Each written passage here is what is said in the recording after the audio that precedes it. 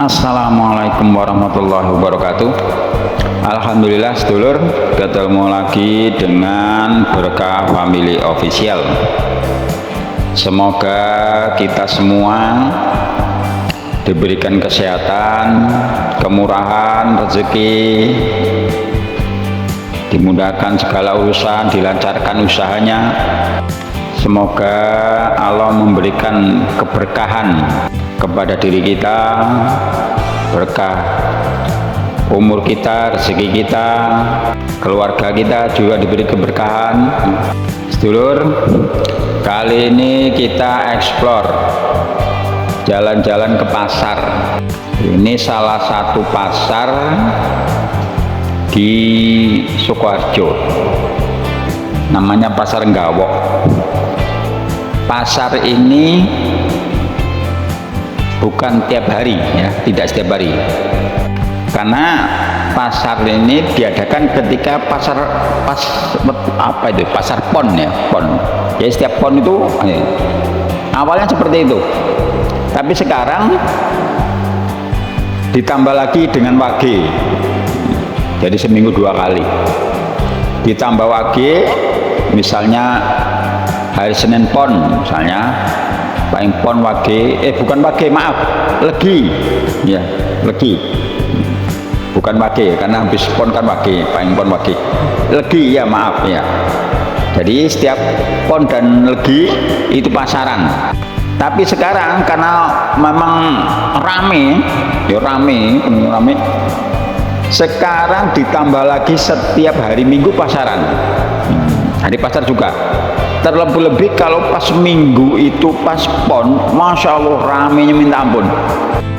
Ini saya kesini hari Kamis ini ya, Kamis pon, ini udah rame. Apalagi kalau pas minggu pon, masya Allah, jalan itu susah. Saya senang dengan suasana pasar seperti ini, asik gitu loh, karena macam-macam. Beda pasar dengan pasar yang di tempat saya di Riau, pokoknya beda, suasana beda gitu. Asik banget itu.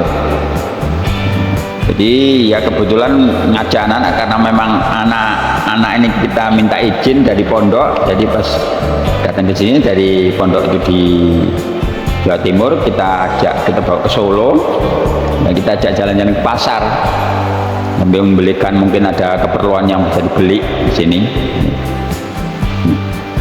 Jadi pasar masya Allah ramenya itu, banyak manusia, banyak umat.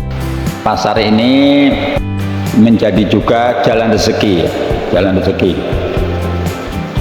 Walaupun ada sebagian atau hadis Nabi bahwa sebaik-baik tempat adalah masjid di permukaan bumi ini, dan seburuk-buruk tempat adalah pasar.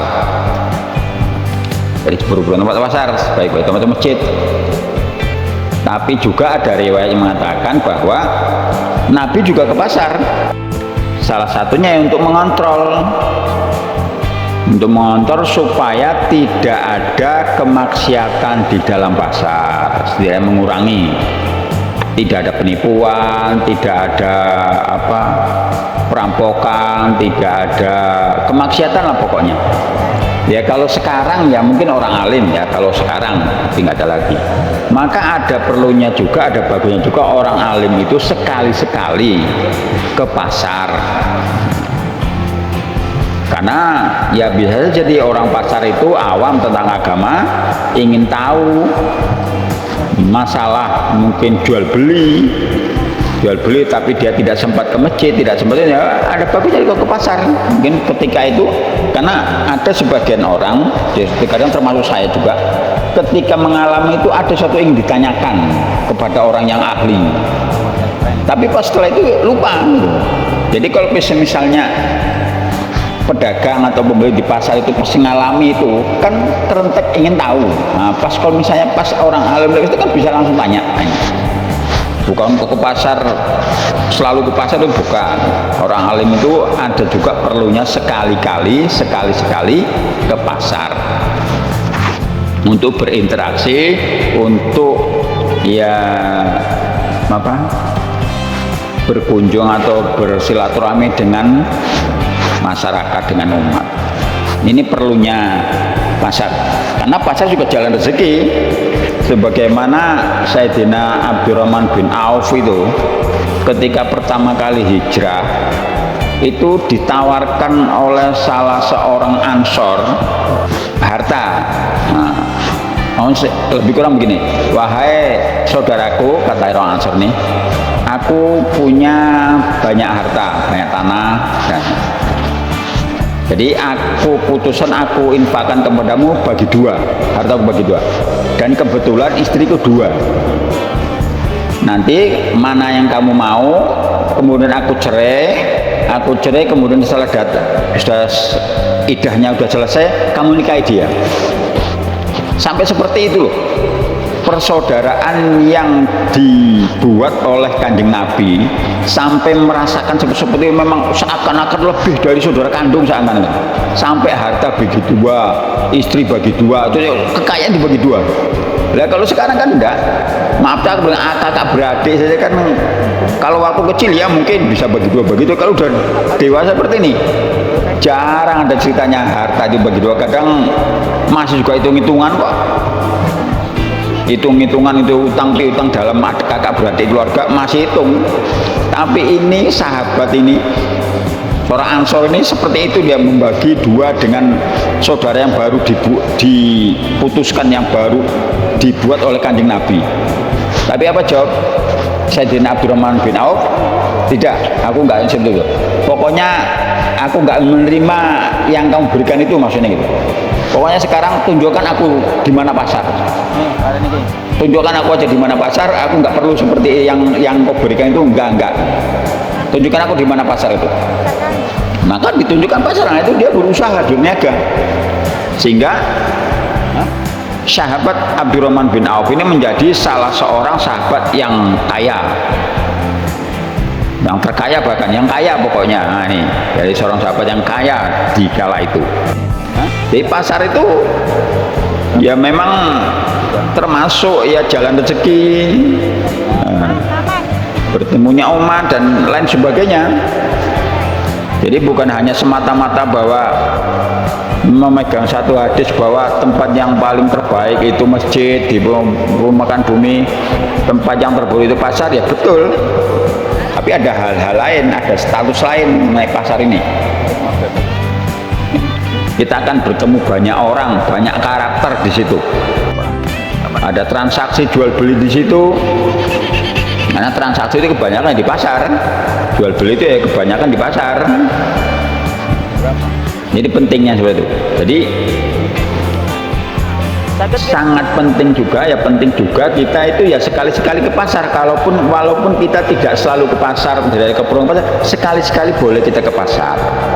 Kalau memang kita tidak ada keperluan yang mendesak ke pasar, ya boleh sekali-sekali. Kecuali memang kita harus ke pasar membeli mungkin bahan makan segala macam, ya harus ke pasar.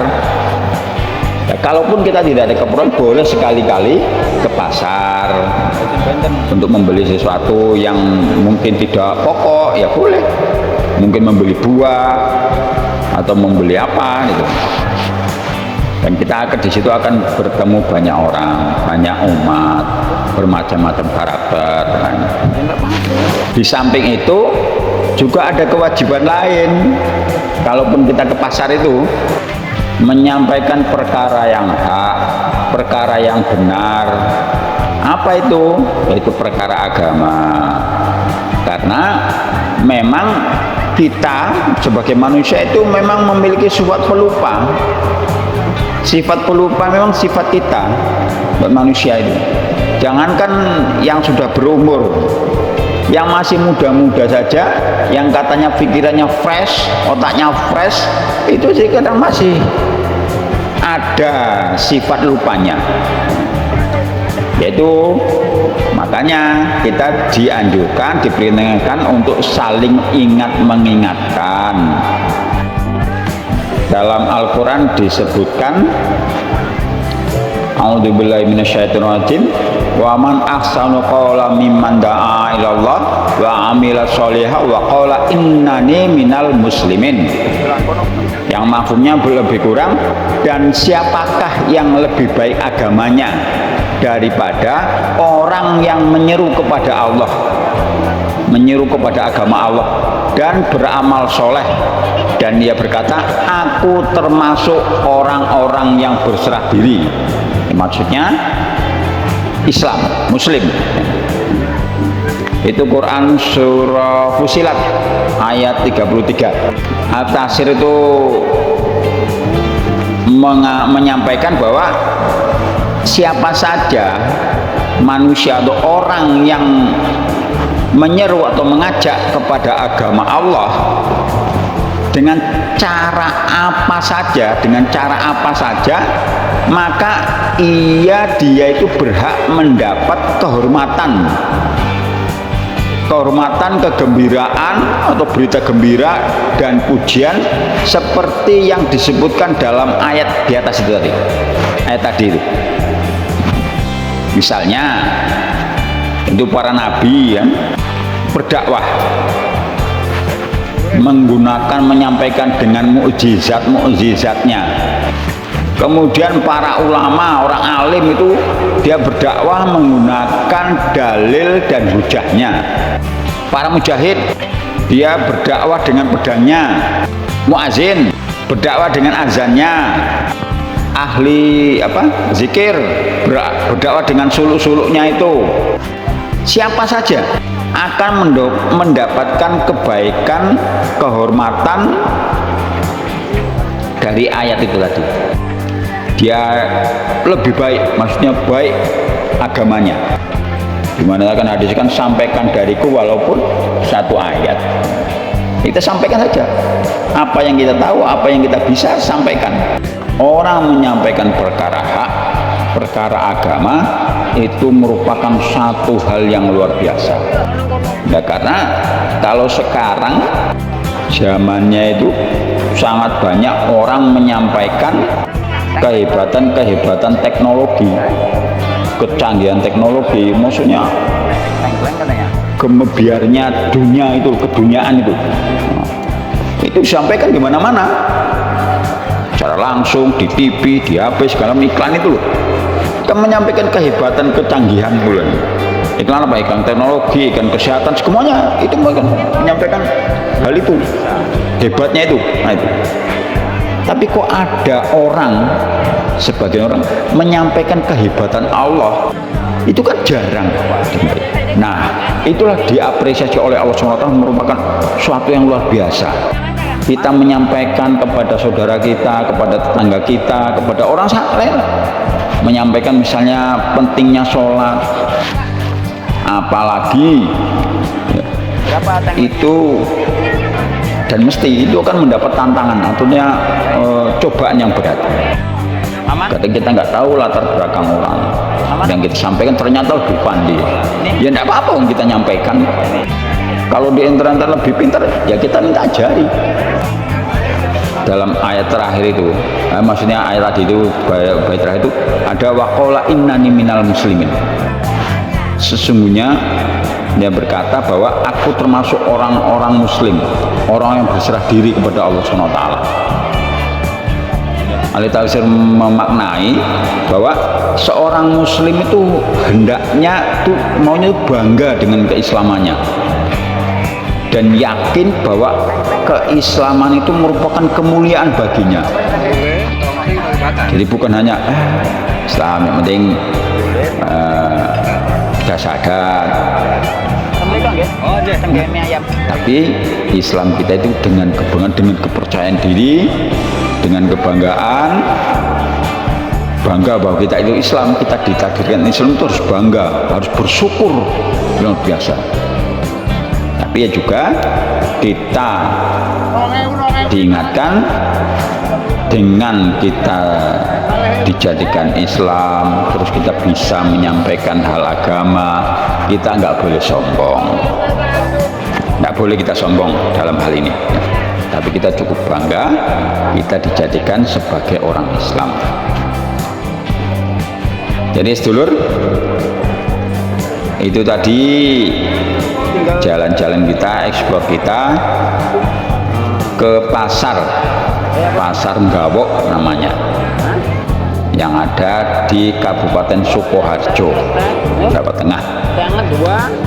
Semoga sedulur semua bisa terhibur. Terima kasih sudah menonton, dan mohon maaf atas segala mungkin ada kesilapan atau khilaf. Kita sudahi. Assalamualaikum warahmatullahi wabarakatuh.